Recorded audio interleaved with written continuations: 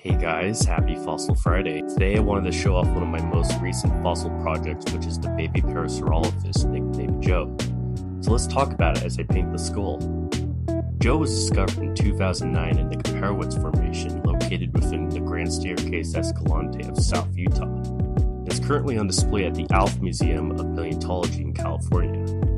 It lived over 75 million years ago and is by far the youngest, smallest, and most complete Parasaurolophus skeleton ever found, with it being nearly 50% complete, which is much more than the majority of other dinosaurs, which are usually known from a handful to even a single fossil element, such as a tooth or a limb bone. Not to mention the chance of finding any baby dinosaur remains is even more rare.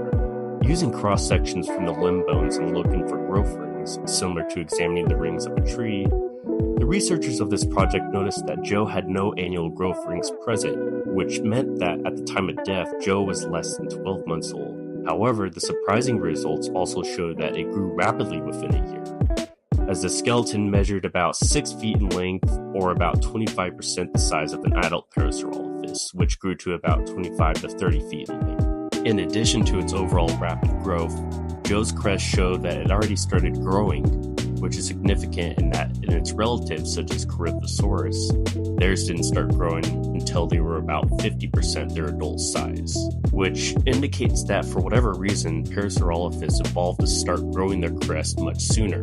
One reason the research posed is that due to the immense size and development of the crest of adult Parasaurolophus, which on average took about half the length of their entire skull, the juveniles needed to start early to give them enough time to develop their crest further.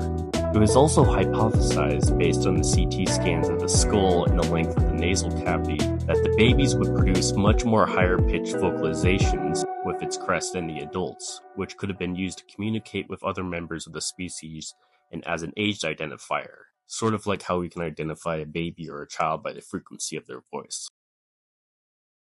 And here's the final result of the cast, alongside the reference I'd used to complete it. Hope you guys enjoyed learning about this little guy. If you have any more suggestions on what I should work on next, definitely leave a comment. Otherwise, stay tuned for more, and I'll see you on the next one.